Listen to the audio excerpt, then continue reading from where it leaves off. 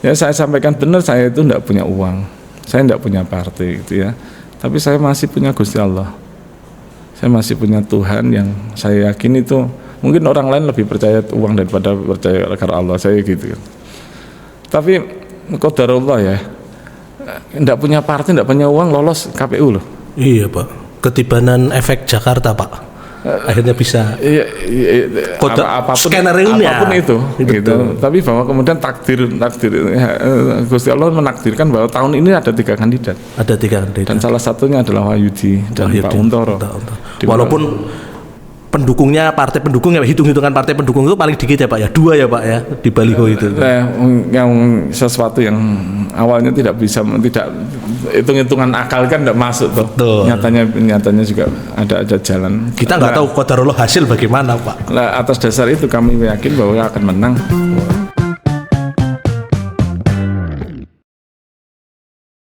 Assalamualaikum, Sugeng Enjing Lur. Ketemu lagi dengan Mas Tabah di podcast AMM Piungan di studio Abata Piungan.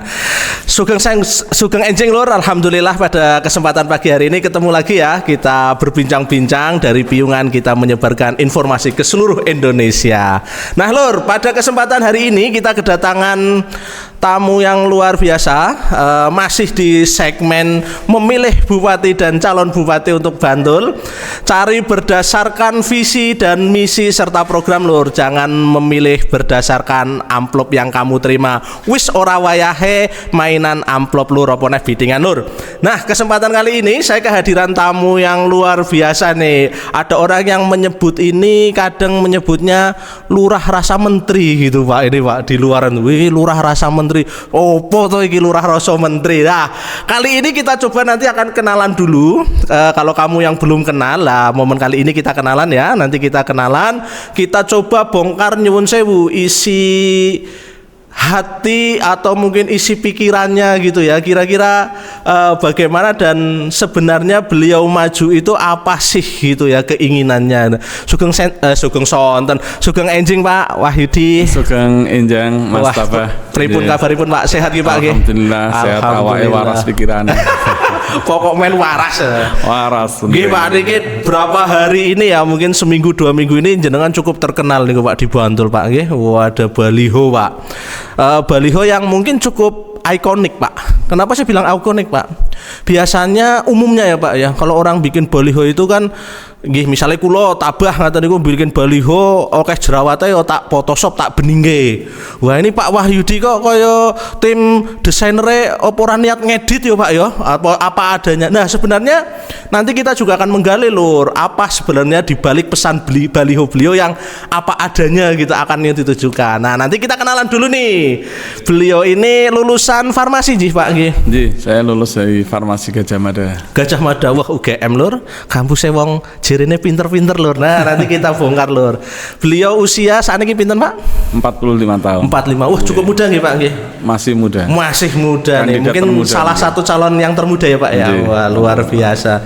Pak Wahyudi ini usianya 45 tahun. Beliau terakhir ini menjabat sebagai lurah nggih Pak nggih. Lurah, betul. Teng Panggung Harjo nggih Pak. Panggung Harjo. 2 periode Pak ya. 2 periode. 2 periode. Wah, masyarakatnya seneng ini dipimpin oleh Pak Wahyudi ini. Nah, insyaallah. Ini jenengan juga menjabat selain jadi lurah jadi ini ya Pak nggih, apa namanya? Beberapa jabatan seperti Sekjen Badan Kerjasama Antar Desa Pak nggih. Betul. Nasional Pak. Nasional. Berarti jaringan lurah Indonesia nggih, karena itu memang terhubung menjadi bagian dari menjembatani kerjasama antar desa. Oh, kerjasama antar desa. Kalau Panggung Harjo sudah kerjasama dengan yang di luar DI ya Pak? Desa-desanya banyak. Di bidang apa Pak? Hari ini mungkin tahun kelima ya, di mana kemudian Panggung Harjo itu mendampingi 40-an desa di Kabupaten Berau, Kalimantan Timur. Mulai tahun 2020 akhir gitu. Mendamping itu kayak mentoring begitu Pak ya, satu kelompok begitu Pak? Jadi pendampingan itu terkait dengan consulting, mentoring, terus kemudian coaching, sehingga kemudian ya sering kemudian kita datang ke sana, kita ada teman-teman yang kemudian juga live in di sana sekitar 6 bulanan dalam waktu. Pendampingannya Pak ya, bagian dari tim ya Pak ya. Bagian dari tim. Mantap Lur, ternyata Jogja sudah Jogja khususnya Bantul itu sudah mengekspor kader-kader terbaiknya untuk bisa membantu mengembangkan desa-desa di luar Jawa ya Pak. Benar, betul. Luar biasa. Ini juga menjadi tenaga ahli ekonomi Pak. Ketahanan ekonomi. Ketahanan ekonomi Pak. DIY Pak. DIY. Berarti langsung di bawah Sultan Pak. Itu menjadi salah satu di bawah Kesbangpol. Oh, Kesbangpol. Kesbangpol DI. Kesbangpol. Tujuannya apa Pak niki Pak? Program-programnya Pak? Dalam rangka untuk mengidentifikasi terkait dengan ketangguhan ekonomi dari masyarakat DIY gitu ya. Jadi kerentanan itu kan tidak hanya terkait dengan kerentanan sosial, tapi juga terkait dengan juga kerentanan ekonomi. Seberapa tangguh sih sebenarnya gitu, atau upaya-upaya apa yang kemudian harus dilakukan oleh pemerintah daerah dalam rangka untuk memperkuat ketangguhan ekonomi masyarakat. Berarti outputnya itu berupa kajian kebijakan ya Pak ya? Kajian kebijakan. Kemudian yang diusulkan kepada dinas terkait mungkin Pak? Terutama kepada gubernur. Oh, kepada gubernur Sultan dinas terkait. Wah, luar biasa Lur. Jangan menganggap dari desanya Lur, tapi ide-idenya nih Lur. Nah, ini luar biasanya, nanti kita kenalan lagi nih. Kita kenalan dulu sebelum kita membongkar visi misi programnya beliau. Kita bongkar dulu nih. Nah, Pak Agung Harjo pun punya banyak prestasi ya Pak ya. Kalau saya baca di berbagai literatur begitu Pak ya. Termasuk juara 1 lomba desa tingkat nasional ya Pak ya. Benar, itu di tahun 2014. 2014. Program apa Pak yang diunggulkan dari Pak Agung Harjo ini Pak?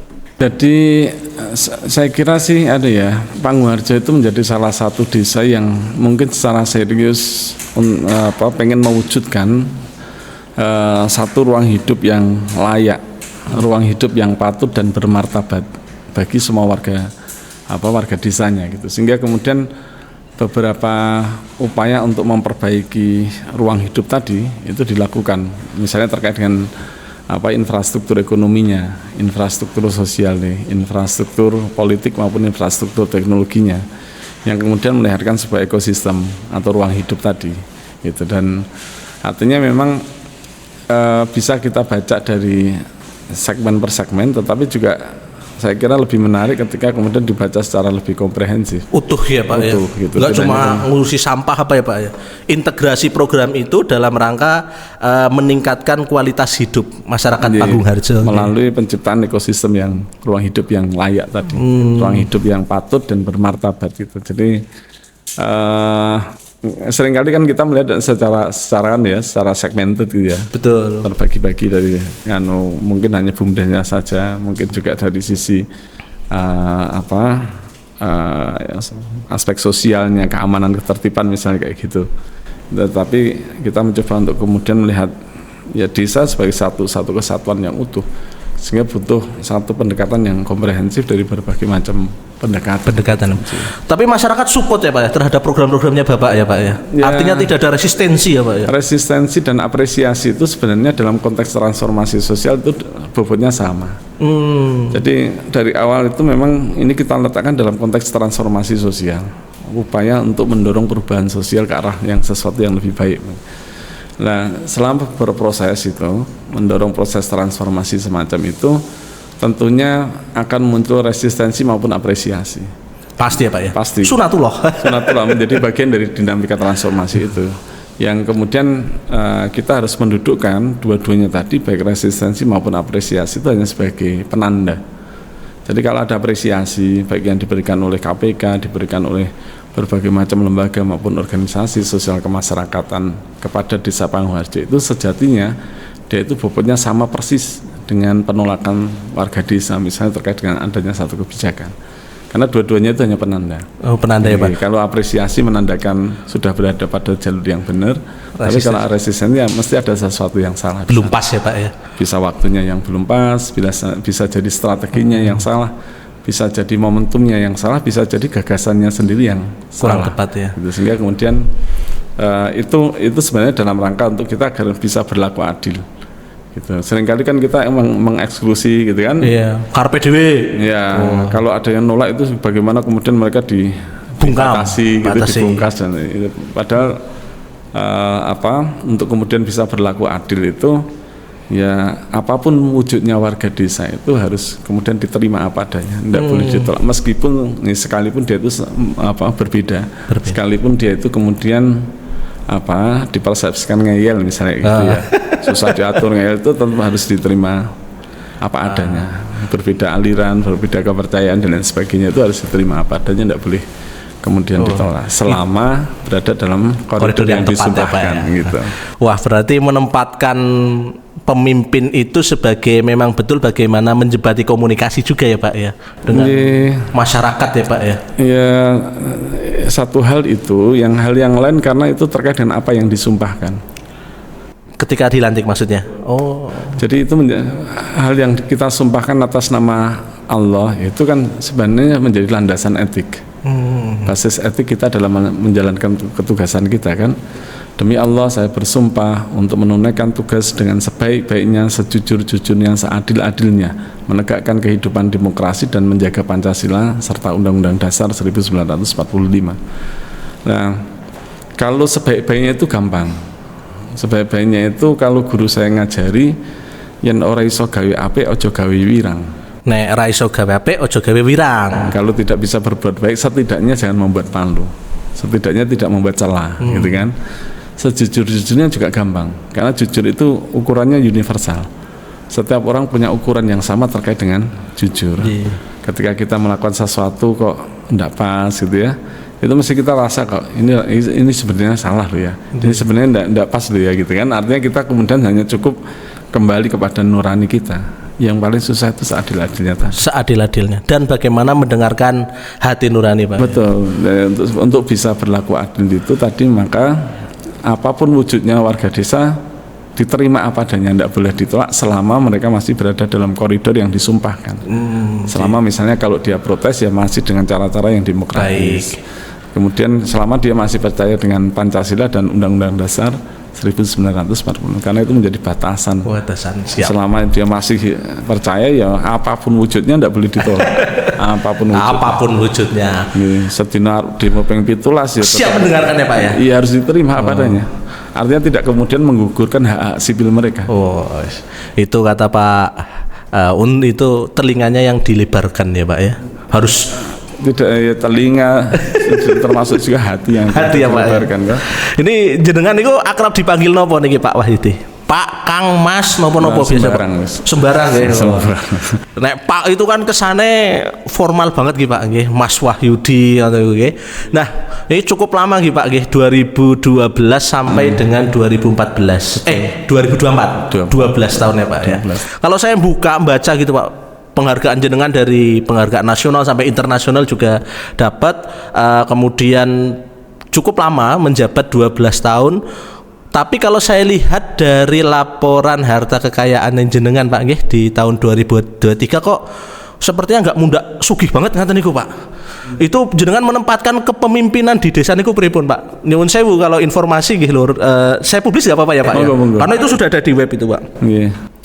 Beliau ini berdasarkan pikiranrakyat.com Pak. Saya dapat dari pikiranrakyat.com niku LHKPN 2003 niku jenengan harta atau total asetnya 913 juta Pak.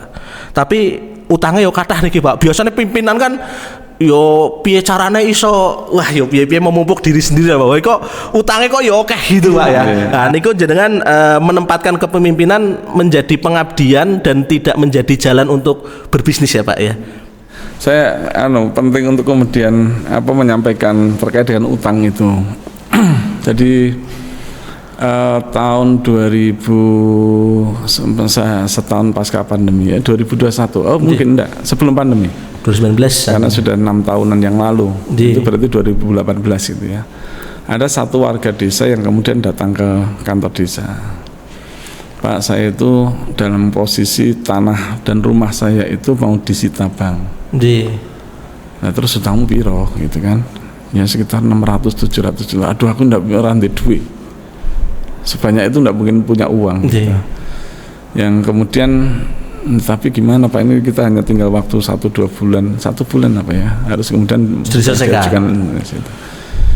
Akhirnya ya udah kalau gitu aja tak carikan, kita coba take over deh gitu ya. Akhirnya kita itu tanah itu pada akhirnya dibeli oleh kita, rumah itu. Tapi kita sudah sampaikan bahwa karena saya itu orang niat tuku, orang niat manggon kayak gitu, karena memang rantai duit gitu kan. Akhirnya ya udah, yang penting itu terselamatkan, tidak segera disita. Terus kemudian karena kebetulan anaknya itu baru kelas 1 SMP kelihatannya, kelas 1 SMP, kita sampaikan ya udah monggo rumah itu ditinggali gitu ya. Oh, jadi nggak dipakai yang tadi ya Pak ya? Tetap dipakai dengan yang silakan dipakai sampai dengan anaknya itu lulus SMA. Nah selama pakai itu tidak ada uang sewa, tidak ada macam-macam, karena memang saya tidak niat beli dan tidak niat manggon gitu ya. Kenapa itu kita lakukan? Sebenarnya dalam rangka untuk menjaga psikologis anak ini. Jadi kalau anak dalam usia kecil itu pindah-pindah rumah gitu, dalam posisi yang pindahnya itu tidak terhormat gitu ya, dalam tanda kutip terusir, dijual, terusir, ya, terusir kayak gitu, itu secara psikologis mesti merusak mental anak. Nah, sehingga kemudian kita berikan kesempatan dia sampai dengan lulus SMA. Asumsi kita kalau SMA itu secara psikologis dia sudah cukup dewasa gitu. Nah, itu yang kemudian menyebabkan utang. Minus gitu. Tapi tidak apa-apa Pak ya, diungkap di sini Pak ya. Karena itu yang kemudian hari ini masih ditempati oleh yang bersangkutan.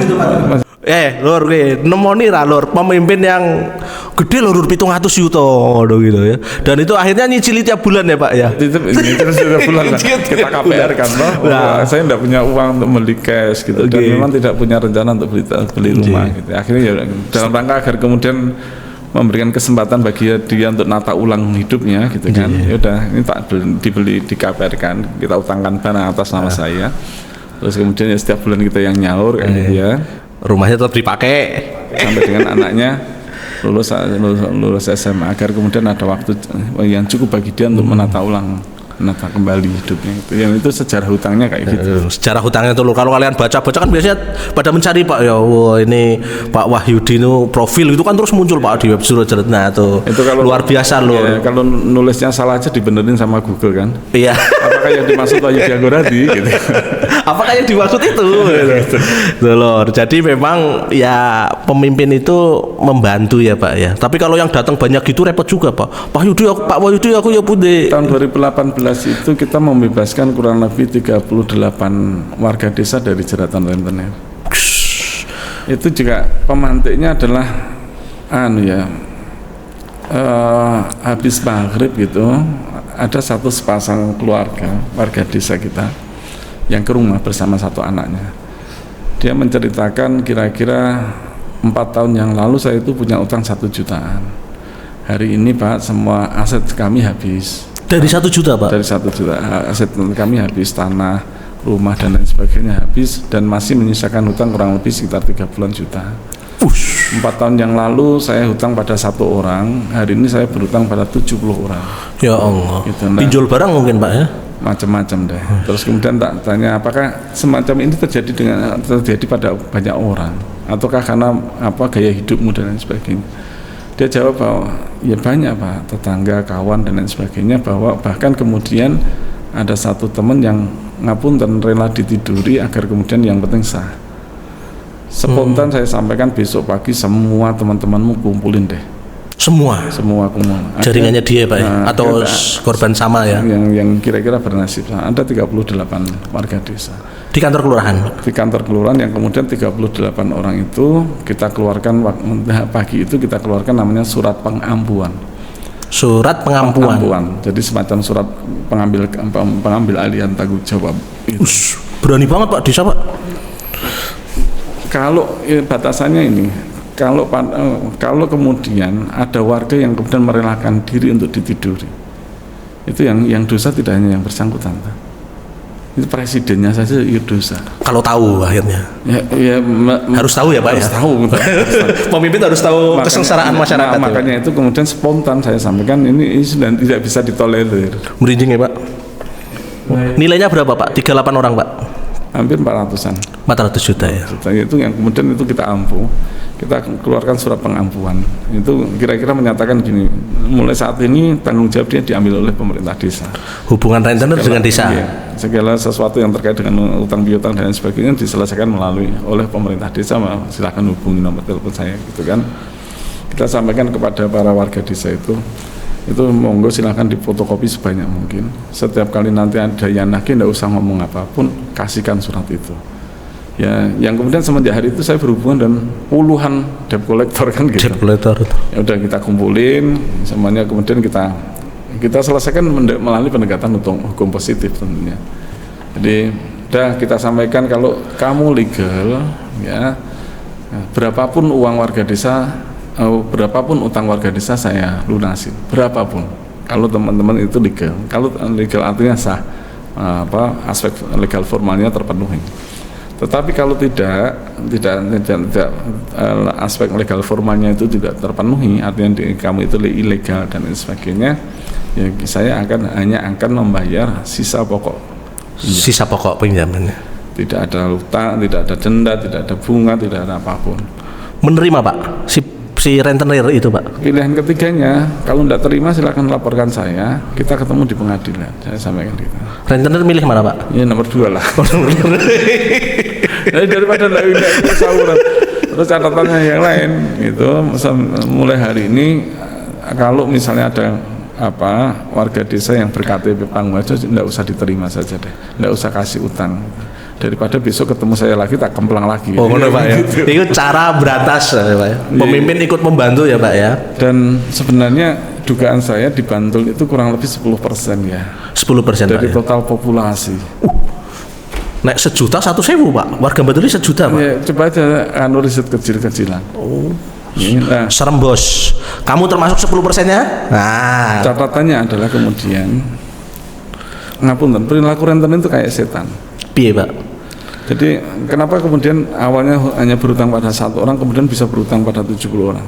Jadi pertama kali saya ngutangin jenengan gitu, misalnya kayak gitu, itu biasanya kan utang 1 juta, terimanya 800.000, mengembalikannya dicicil 120.000 selama 10 minggu. 10 minggu.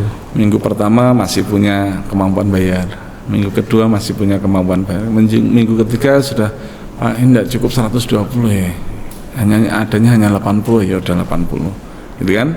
Minggu keempat semakin turun lagi kemampuannya, kemampuan bayarnya. Terus minggu ke-6 ke-7 sudah tidak bisa bayar. Minggu ke-8 saya datang sama teman, tolong diutangin deh. Akhirnya dia ngutangin jenengan untuk kemudian nutup saya, untuk nyicil saya. Mulai minggu ke-9 dia bebannya sudah 2 tuh. Angsurannya 2. Ngangsur saya dan ngangsur. Berarti efek bola salju ya Pak ya. Merinding terus Pak ya, akhirnya gede Pak. Sindikasi. Dan itu sindikasi. Ya? Jadi kalau ada yang bad debt itu malah senang. Oh. Nah, dalam situasi semacam itu relasi itu tidak akan pernah berakhir selama sampai dengan asetnya habis. Serem. Kalau itu baru akan berhenti kalau asetnya jenengan habis. Habis ya Pak ya. Yang kedua, kalau kemudian tidak ada pihak ketiga yang masuk, yang kemudian melakukan mediasi atau intermediasi. Nah, mestinya pemerintah hadir di sana. Ada nggak lurah lain yang jenengan lakukan seperti jenengan? Setahun jenengan di Bantul? Jenengan bisa riset aja deh. Ora ono Pak, nek sing kuwi gitu Pak. Karena mungkin munculnya baru di AMM nih. Ya. Bagaimana menyelesaikan? Kadang kan kita mikir ya, gimana caranya menyelesaikan rentenir. Karena kalau mau sekedar sampai di pengajian tok ya akhirnya nggak praktek Pak. Itu menjadi komitmen kita terhadap warga Bantul ke depan. Warga Bantul melalui program tentunya Pak ya. Kan jelas nggak mungkin bawa Wahyudi sendirian kan Pak ya. Jadi kita sudah melakukan komunikasi awal dengan asosiasi BMT. Jadi ada asosiasi Pak BMT. Ya. Ada 36 dari beberapa ratus, ada ratusan lah ya, puluhan sampai ratusan, 100 lebih sedikit itu BMT yang ada di Bantul. Tapi yang besar itu kurang lebih 36. Nah 36 itu kemarin kita sudah sampaikan bahwa apakah memungkinkan BMT itu kemudian melakukan pembiayaan yang men-take over, yang mengambil alih utang warga desa kepada warga Bantul kepada rentenir. Secara prinsip memungkinkan dengan catatan ada jaminan. Nah, penjaminnya adalah pemerintah mestinya. Mengeluarkan cash kolateral Pak, enggak ya Pak? Bisa jadi cash kolateral ataupun satu kebijakan yang memberikan perlindungan hukum terhadap itu terhadap BMT. Kalau terjadi gagal bayar dan sebagainya. Yang paling memungkinkan adalah, dan secara regulasi itu dimungkinkan adanya semacam penyertaan modal daerah kepada koperasi-koperasi, karena BMT itu kan koperasi kan sebenarnya, KSPS lah, koperasi syariah simpan pinjam. koperasi simpan pinjam yang syariah. Nah, artinya kemudian kalau misalnya kita bayangan kita itu tidak lebih dari 5 miliar deh. Ya ora gede banget ya Pak ya. Ketika kemudian model pendekatannya semacam itu tadi loh ya. Padahal kolateral 5 miliar itu bisa nanti mengcover 10 miliar atau 15 miliar gitu Pak ya. Biasanya kan kayak gitu kan, 2-3 kali lipatnya kan. Apalagi kemudian ada jaminan dari pemerintah. Mestinya sudah ada cash kolateral secara artinya secara ekonomi itu dia akan terjaga kesehatan usahanya. Secara politik mesti akan gitu. Dan itu menjadi solusi ya, gitu. Real ya Pak ya? Real. Dari minus ke nol. Minus ke nol. Tuh Lur, beliau ngurusi hutang warga ya miliaran mungkin kali Pak, ratusan juta ya Pak ya ketika jadi lurah. Nggak tahu nanti kalau misalnya qadarullah jenengan terpilih sing diurusi mau 400 juta jadi 4 miliar Pak, apa berapa gitu Pak ya. Padahal di bulan September baru ini ada lagi berita Pak, unik-unik Pak. Ini malah saya muncul beritanya jangan malah berita uang-uang ini Pak. Sis Arab nyalon wakil bupati sisa saldo di rekening 12 juta Pak. Pernah baca berita itu Pak ya? Iya sudah pernah. Karena itu keseharian. Iki piye cetak balik kok percetakan ra dibayar iki lho piye lho. Karena itu Pak. Yakin Pak? Karena keseharian saya juga semacam itu. Jadi gini. Kenapa demikian? Sebenarnya kan saya punya keyakinan bahwa kekuasaan itu tidak boleh diminta. Satu. Kekuasaan nggak boleh diminta. Nggak boleh nyari jabatan. Tidak boleh. Tidak boleh. Yang kedua, artinya harus ada sesuatu yang mewajibkan. Kenapa kemudian harus maju, kan gitu. Nah, ini kita bongkar Lur. Jadi saya itu kan pertengahan bulan Agustus, jadi memang tidak ada persiapan. Karena bilihunnya juga kiri-kiri ya Pak ya. Leonis do masang jenengan dereng ya Pak ya. Tidak ada persiapan karena tidak pernah angan-angan. Tidak punya angan-angan untuk kemudian menjadi seorang menjabat itu. Karena tidak boleh diminta tadi, sehingga tidak pernah punya angan-angan. Karena tidak punya angan-angan, ya tidak ada persiapan apapun, gitu. Nah, situasinya itu menjadi berubah saat di sekitar bulan Agustus kemarin 2024 ya Pak 2024 kita itu menerima dawuh dari para masyayikh yang ada di Pondok Krapia gitu. Saya bukan alumni Krapia itu, tetapi ketiga anak saya itu mondoknya di Krapia. Yang pertama di Aliyah kelas 1, yang 2 itu Sanawiyah kelas 3, yang ketiga itu Ibtidaiyah gitu ya. Krapyak semua Pak ya. Krapyak semua. Krapyak semua. Nah, kebetulan anak saya yang nomor 2 itu diseleksi haringan. Diseleksi haringan itu kadang kalau membaca tulisan itu kebalik-balik. Ringrut kadang-kadang kebaca rungrit. Korek kebaca rokek gitu ya. 10 kadang selubuh dan lain sebagainya. Kebalik-balik kayak gitu. Sehingga anak ini agak kesulitan untuk belajar huruf-huruf hijaiyah, melafadzkan, membaca Quran gitu. Kita masih ingat ketika kelas dia menempuh ujian Qiraati jilid 2, dia itu harus menjalani ujian sampai 58 kali. Jadi elmin itu sampai 58 kali. Baru kemudian L gitu ya. Saya bayangkan seberapa sabarnya bocah ini kan, seberapa sabari ibune sing saben badal subuh sampai badal maghrib itu ngeterke teng pondok pesantren Krapia. Sing luar biasa meneh seberapa telateni Bunyai Alfiah Yuriyah itu yang kemudian nelateni anak saya itu sampai kemudian dia hari ini alhamdulillah bacaan Qur'annya benar. Sudah nggak bolak-balik. Bacaan sholatnya benar. Nah, itu satu kebaikan yang saya terima.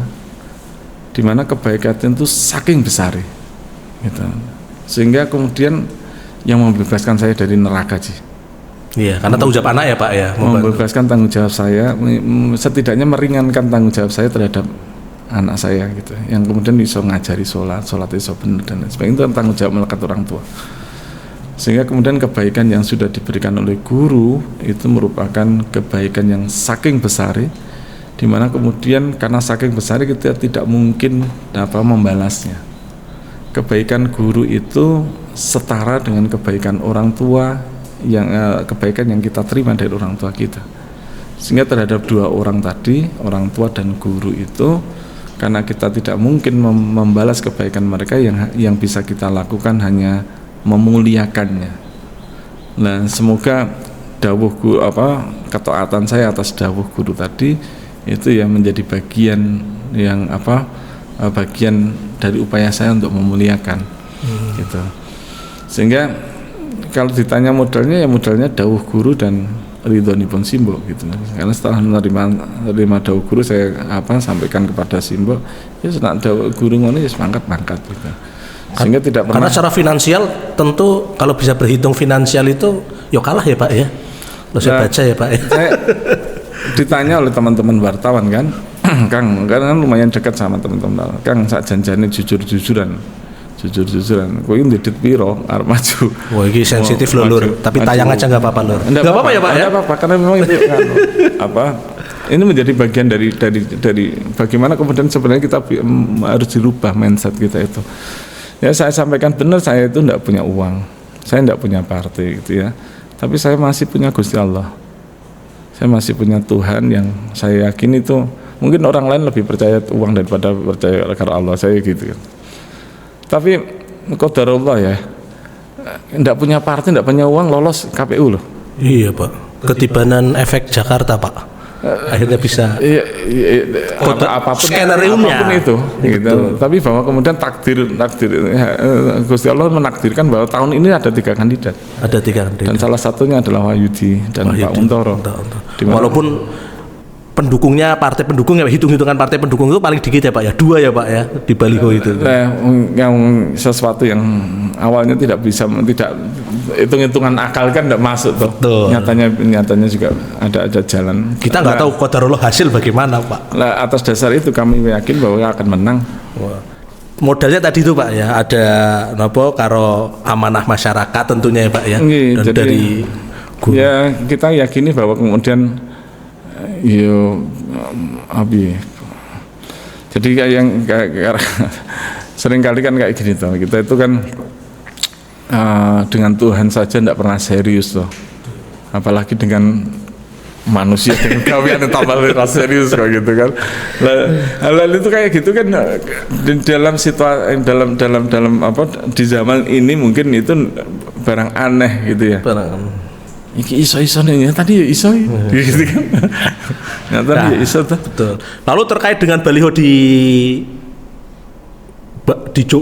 Bantul lah Pak ya, itu nyuwun sewu kalau balihonya yang lain itu kan wajahnya seger-seger ya Pak ya, artinya seger-seger itu seger atau palsu? Ya masa saya ngomong palsu di depan palsu lah gitu misalnya gitu Pak. Itu harus tegas.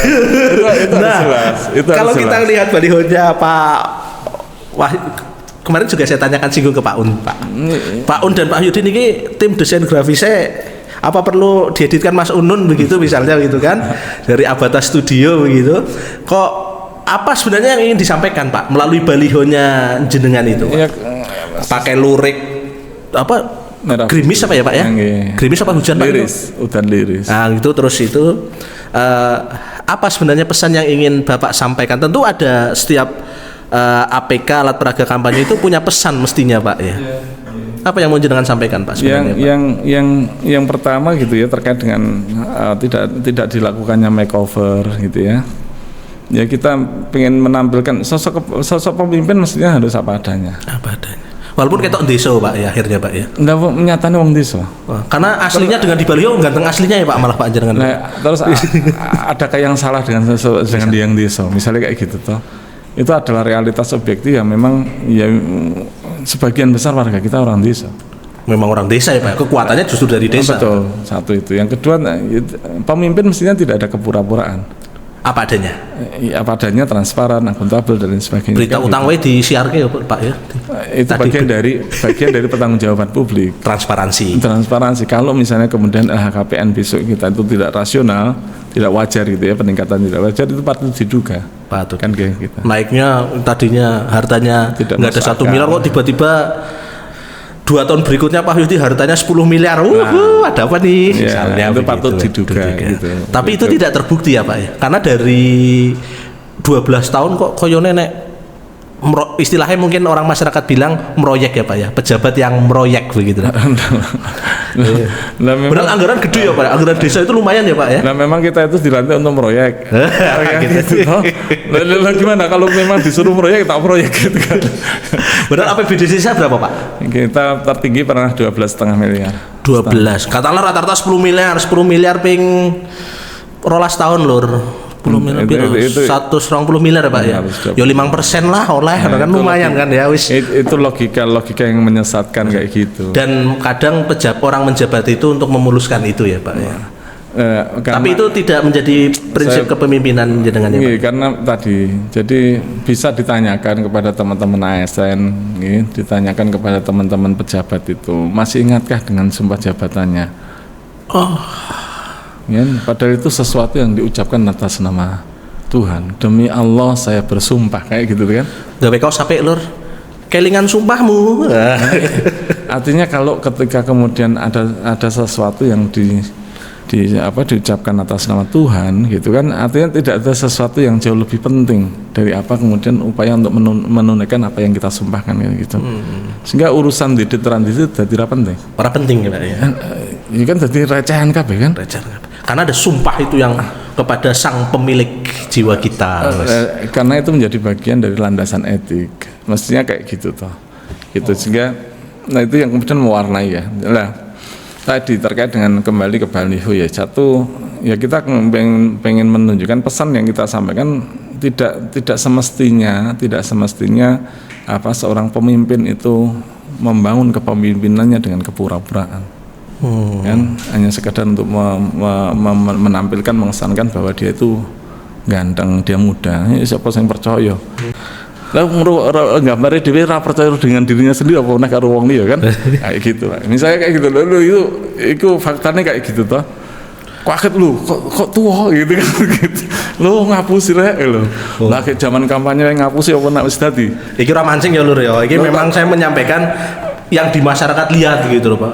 Itu mungkin motor jenengan juga nggak pakai kamera kayak gini Pak ya. Kayak itu HP tok asal jepret ngono ya Pak. HP-nya mungkin ya Oppo, Vivo ora gitu Pak.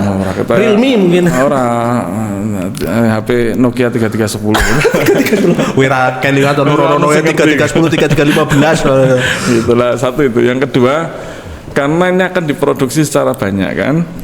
Akan placementnya hampir di semua platform media offline maupun online. Biasanya juga dipasang di tempat-tempat strategis kan gitu, karena itu menjadi bagian dari upaya untuk membangun brand awareness gitu kan. Nah sayang kalau kemudian yang ditawarkan itu adalah barang-barang pabrikan, Giordano gitu atau apalah, aku tidak paham itu. Ya mending itu menjadi faedah kita ngendorse UMKM juga ya Pak. Wah, iya. Kayak gawean lokal ya Pak ya. Bikinan lokal ya Pak ya. Jadi WBTB warisan budaya tak benda kita untuk kaitannya dengan pakaian itu hanya lurik. Batik bukan milik Jogja. Batik bukan milik Jogja. Bukan. Indonesia ya Pak ya. WPTB-nya Pekalongan dan Solo itu batik. Oh, Jogja lurik Pak. Lurik. Nah di Jogja pengrajin lurik itu hanya terdiri tinggal di 2 tempat. Jumlahnya ada lebih dari 5. Satu di Pangguharjo, satunya lagi di Gemolong. Ya apa? Mana itu yang dekat studi alamnya Gamplong. Hanya ada tinggal di yang memproduksi hanya tinggal 2 itu. Artinya ini sesuatu, ini wujud keperpihakan kita terhadap satu terkait dengan warisan budaya tak benda yang rawan atau mendekati kepunahan dalam tanda kutip atau rawan punah. Yang kedua ini menjadi bagian dari keperpihakan kita dan pelaku UMKM gitu kan. Itu pun didesain oleh seorang ibu kepala rumah tangga yang berada di Pandak Triharjo yang dari jasa jahitannya itu dia harus menghidupi 2 orang anaknya, lulusan SMK Sewon jurusan tata busana. Itu bagian dari keperpihakan gitu. Tidak sekedar wacana ya Pak ya. Tidak sekedar wacana. Setelah kita placement ada narasi yang kita sampaikan semacam ini bahwa ini yang buat adalah Budwi dan ini sekarang banjir orderan. Oh ini yang desain ya gitu. Nah itu satu langkah konkret ya. Bahkan dilakukan sejak di persiapan. Itu kalau adil sejak dalam pikiran. Nah, karena keperpihakan itu satu-satunya jalan untuk membuka ruang keadilan itu adalah keperpihakan. Itu. Kalau warga Panggung Harjo ada berapa Pak? kita terakhir ya sekitar 28.600. 26.000. Wah, perbandingan artinya jenengan kesuksesan jenengan di Panggung Harjo itu kan akan dibawa ke level yang lebih tinggi, Pak. Di yang artinya program yang akan jenengan bawa tentunya itu kan adalah program-program inisiasi yang dari kalurahan itu bisa dibawa ke level kabupaten. Nah, ini kan perbandingan masyarakatnya tentu lebih kompleks, lebih luas begitu, Pak. Itu strateginya jenengan seperti apa, Pak? Jadi setidaknya itu kan gini, ada sesuatu yang sifatnya berlaku umum, ya. Ada kaidah-kaidah umum. Ya, artinya itu tidak terkait kali dengan skala. Mau ngurusi satu organisasi yang hanya 30 orang, mau ngurusi masyarakat dalam satu RT atau satu desa atau satu kabupaten, kaidah-kaidah umum itu berlaku. Ya, atau prinsip-prinsip dasarnya itu berlaku. Yeah. Nah, 12 tahun itu kemudian kita belajar banyak terkait dengan kaidah-kaidah umum atau prinsip-prinsip dasar tadi. Termasuk terkait dengan bagaimana sebenarnya mendorong transformasi sosial itu.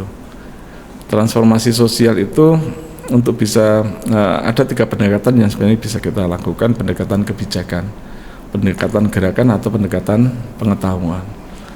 Untuk mendorong proses transformasi sosial, kita itu membutuhkan perbaikan di 4 infrastruktur politik. Itu terkait dengan kapasitas politik dan kepemimpinan.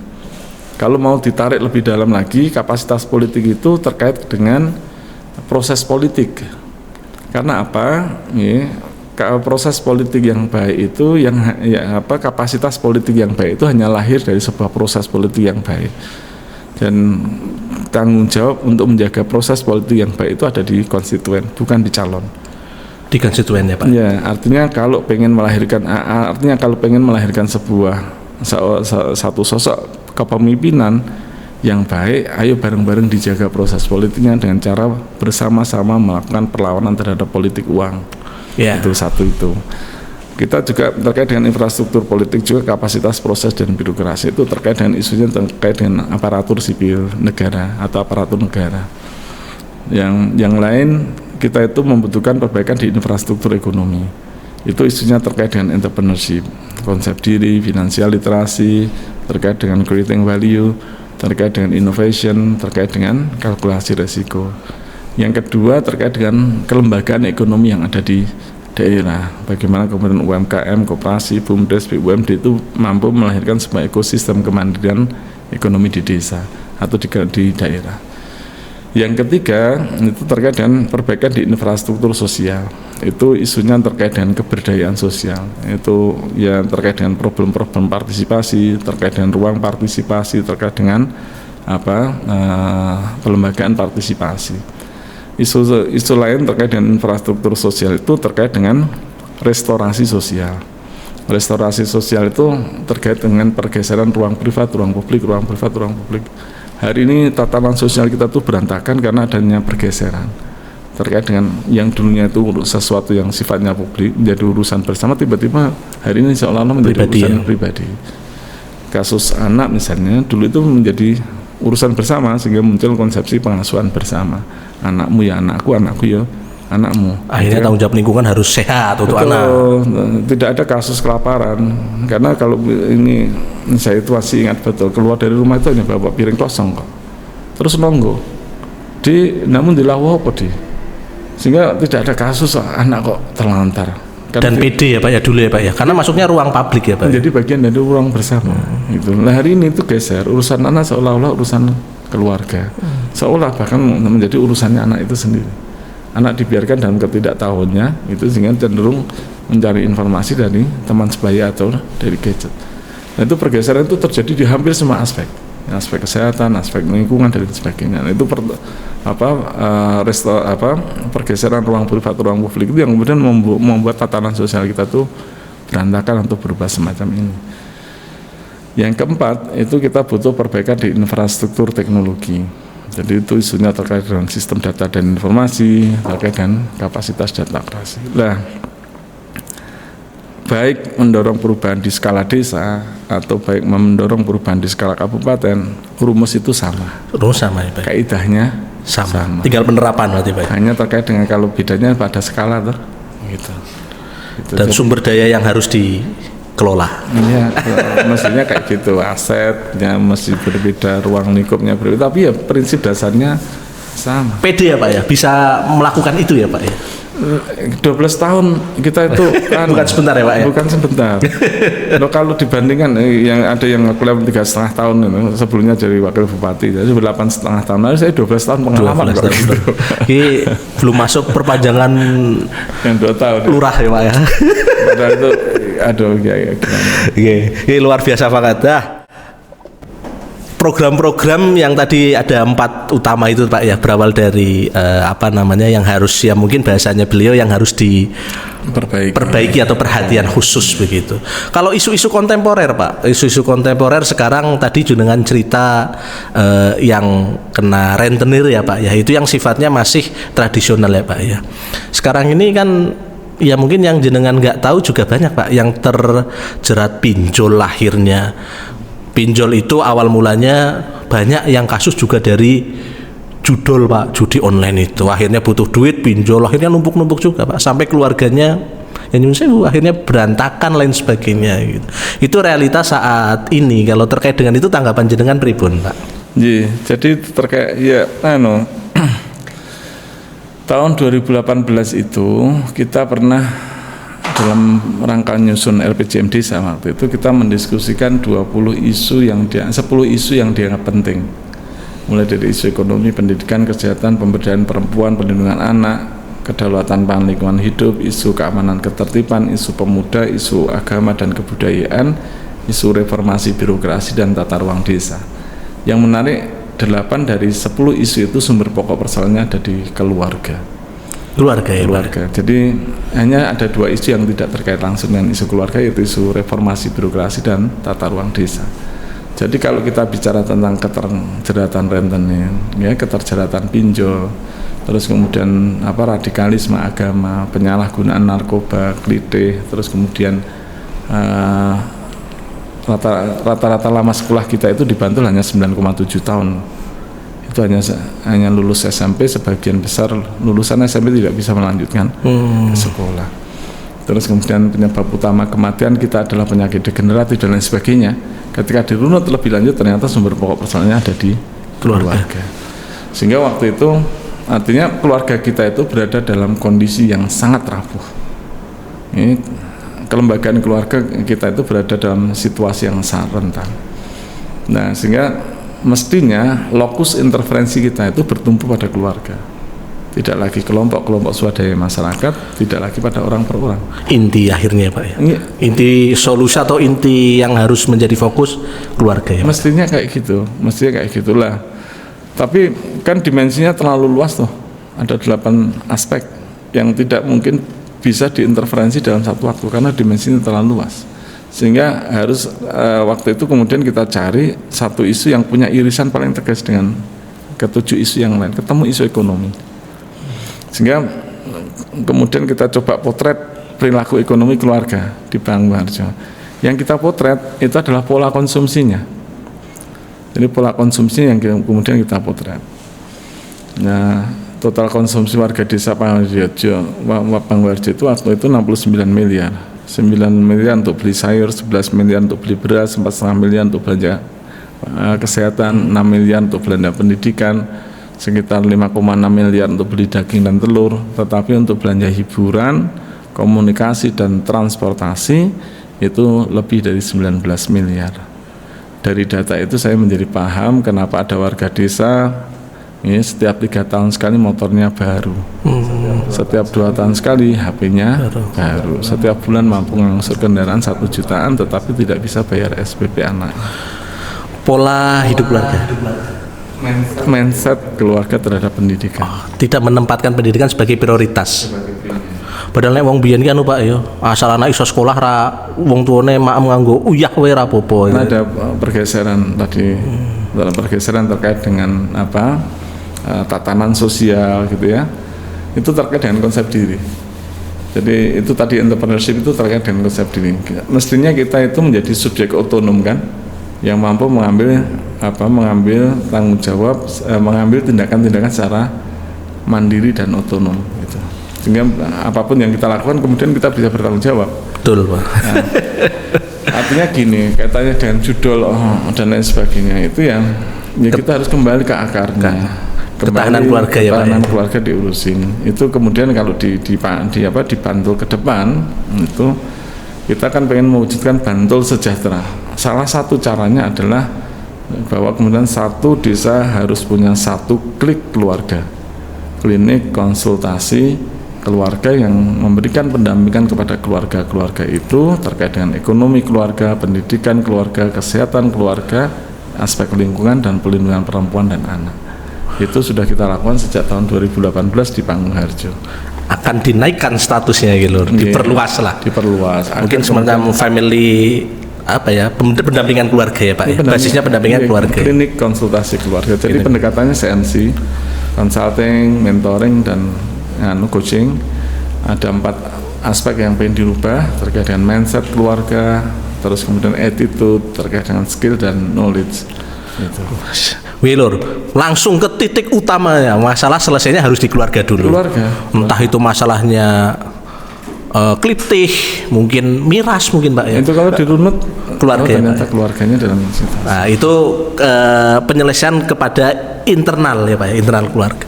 Kalau terkait dengan peredaran miras Pak, sekarang ini lagi ramai Pak. Miras yang tadinya misalnya nyuwun sewu dijual itu dengan agak sembunyi-sembunyi tempatnya masuk begitu Pak ya. Sekarang lagi cukup ramai nih Pak nih. Peredaran yang kalau ada salah satu tokoh pimpinan wilayah Muhammadiyah itu Pak Iwan Setiawan itu mengatakan tuku miras ini untuk sekarang ini kaya tuku es teh Pak, saking mudahnya Pak gitu lah. Kalau menurut jenengan peran pemerintah dalam mengendalikan peredaran miras, karena memang secara undang-undang ini kan miras tidak dilarang ya Pak ya, tapi memang peredarannya yang dibatasi diatur. Nah, menurut jenengan pripun Pak peran pemerintah dalam mengatur ini Pak? Ya. Karena itu efeknya kemana-mana Pak miras itu Pak. Betul, gitu. Betul. Jadi regulasi itu kan menjadi bagian dari instrumen kebijakan kan ya, dimana kemudian kebijakan itu lahir dari kesepakatan politik tentunya gitu. Yang kemudian dari kesepakatan politik yang baik berupa undang-undang, peraturan menteri maupun peraturan daerah itu kan mensepakati bahwa diperkenankan untuk jualan miras di wilayah-wilayah terbatas kan gitu. Wilayah terbatas. Ini normatifnya kayak gitu kan. Normatifnya kayak gitu. Ya. Artinya hanya terbatas pada hotel bintangnya hotel saja dibatasi kan. Tidak semua hotel kemudian boleh menyediakan hanya bintang berapa dan lain sebagainya terkait dengan macam-macam. Saya juga tidak terlalu paham. Tapi artinya yang hari ini terjadi kan enggak. Itu ya retail kayak gitu terus jejeran gitu dan kadang-kadang mengkamuflasekan gitu ya, Jumat berkah gitu. Enggak kamuflase lagi Pak, terang-terangan Pak. Itu Jumat berkah. Jumat berkah gitu. Jumat berkah tuku ombe-ombe siji gratis siji. Nah, terus kemudian juga ono sing dia mau mensponsori beberapa kegiatan masyarakat termasuk pengajian gitu ya. Waduh, gilur. Beredar luas toh di media sosial. Apakah itu bagian dari pembiaran pemerintah Pak? Ya dalam konteks itu terang nyata terwocok kan bahwa kemudian pemerintah abai melakukan pembiaran, tidak melakukan penegakan hukum, selamat dan suksesnya dari penegak hukum Pak. Dalam selamat dan sukses ketika pembukaan outlet itu dari penegak hukum. Pak masyarakat harus mengadu ke siapa? Demo apa? Lah yo, kalau misalnya kan gimana itu yang merusak ya.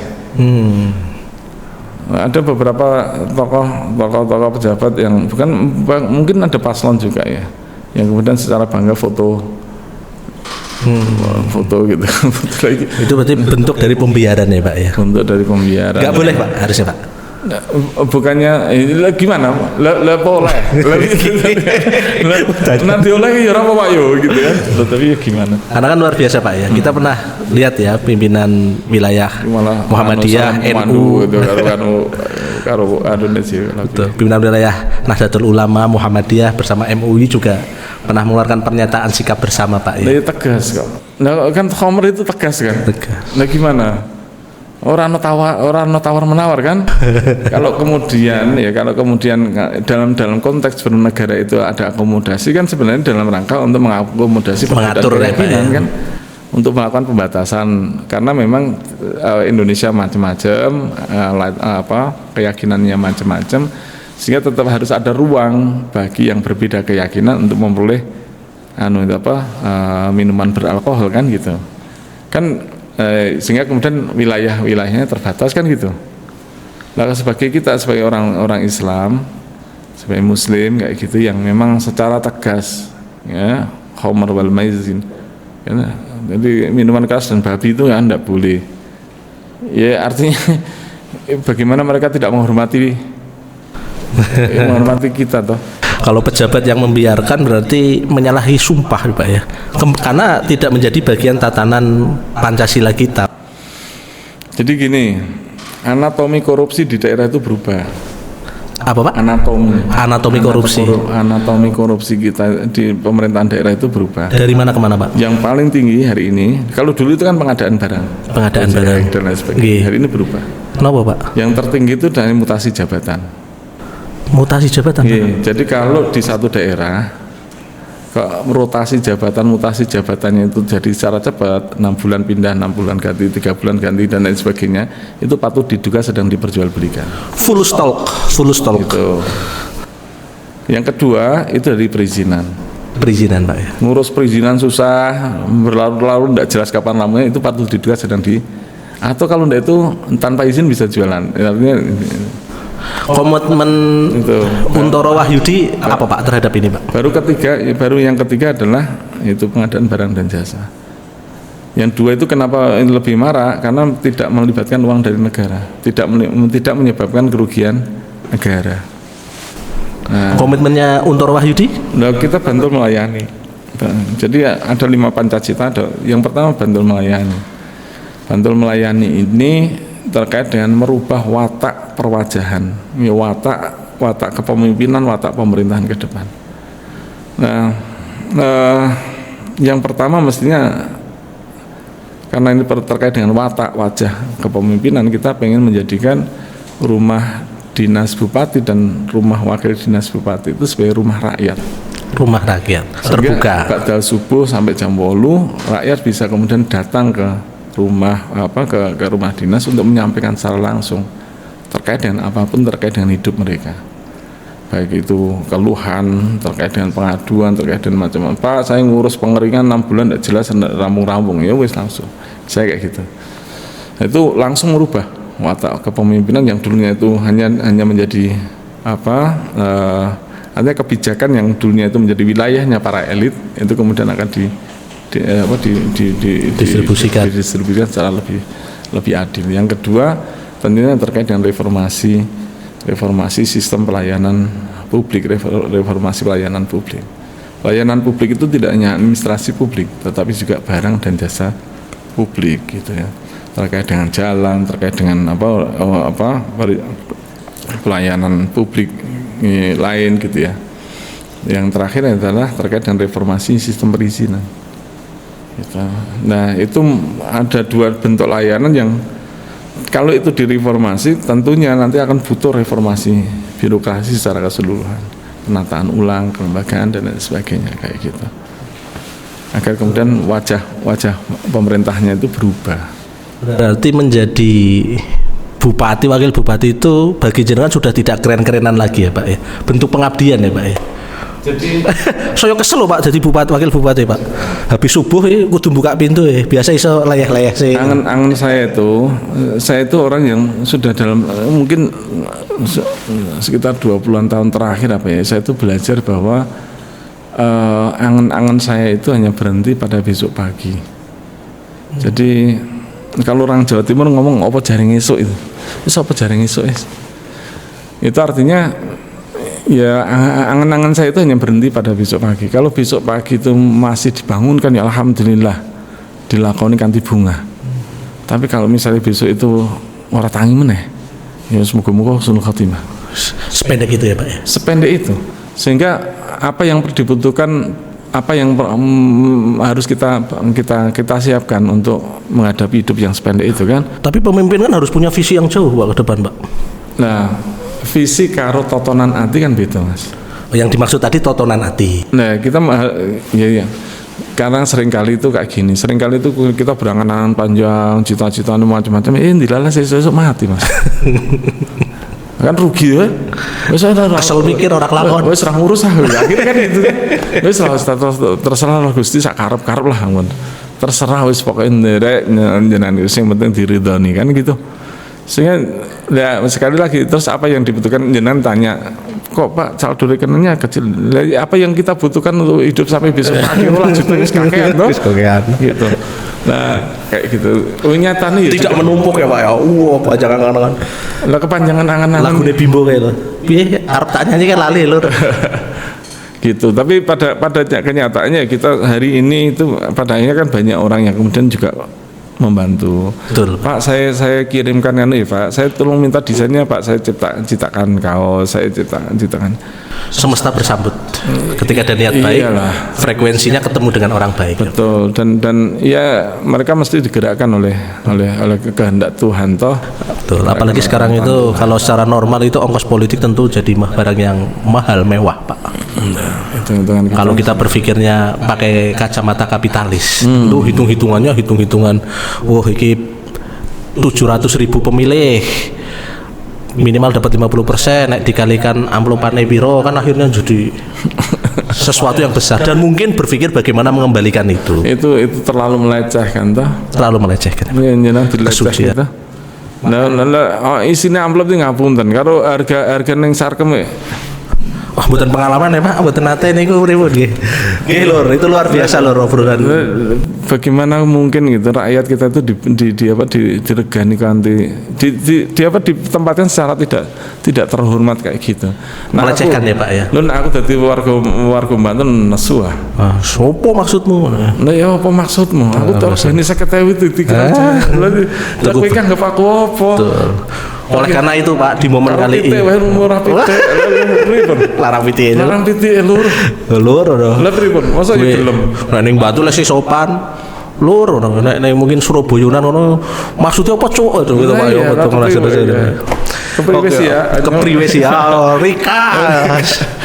Oke Pak, jadi itu teman-teman semua obrolan kita tidak terasa. Ini kita sudah hampir 1 jam yang tadinya 42 menit ya karena mendengarkan ya banyak materi yang tergali tidak dari catatan saya Pak. Mengalir begitu aja muncul, ternyata menyelesaikan keren tertentu memang negara harus hadir. Tidak berhenti di ceramah-ceramah, sambutan-sambutan, jangan menggunakan tapi enggak, perangkat memang harus turun. Dan pemerintah punya perangkat yang bisa mengatur itu. Mungkin terakhir Pak, ajakan kepada teman-teman di Bantul ini Pak, yang nanti akan memilih 700.000 orang Pak ya, wabil khusus itu teman-teman pemilih muda Pak, generasi milenial, generasi Z. Mungkin yang pertama ajakan untuk tidak golput yang pertama Pak, karena bagian dari demokrasi kita bagaimana memilih pemimpin tidak berdasarkan dari yang tadi jenengan bilang. Istilahnya apa Pak nek Bantul? Biddingan nggih Pak nggih. Berdasarkan biddingan. Dan yang kedua mungkin meyakinkan kepada teman-teman pemilih khususnya adalah pemilih muda bagaimana bisa memilih pemimpin Bantul yang baik gitu Pak. Jadi teman-teman semua, jadi pemuda itu tidak sama dengan usia muda. Gitu ya, tetapi pemuda itu adalah seseorang yang punya keberanian untuk zulu bagi bangsanya, gitu kan? Dengan cara apa ya? Ini memanfaatkan momentum pilkada ini dalam rangka untuk melahirkan satu sosok kepemimpinan yang baik. Ini adalah momentumnya kawan-kawan, teman-teman muda untuk turut serta, gitu ya, membangun bangsa, membangun narasi kebangkitan dan kemandirian desa, kemandirian daerah, gitulah. Hari ini sebenarnya kita membuktikan gitu ya, bagaimana kemudian paslon nomor 1 itu kan bukan berasal dari kalangan elit politik gitu ya, bukan tokoh politik, bukan pensiunan, bukan birokrat, bukan orang kaya dan lain sebagainya, yang kemudian secara berani memanfaatkan celah sejarah untuk membangun demokrasi yang jauh lebih baik. Ini dalam rangka untuk menjadikan Bantul itu sebagai arena demokratisasi politik, di mana kita sebagai pemilik sah negeri ini punya kesempatan secara langsung untuk turut serta menentukan arah kebijakan pembangunan, dan juga menjadikan Bantul itu sebagai arena demokratisasi ekonomi, di mana kita itu punya akses yang memadai untuk memanfaatkan sumber daya ekonomi yang ada di daerah. Sehingga manfaatkan momentum ini, jadikan momentum ini untuk melahirkan satu sosok kepemimpinan yang baru, yang sekiranya mampu memberikan kesejahteraan, pemimpin yang jauh dari kepura-puraan gitu. Pokoknya aja segelem dapusin neh lur gitu.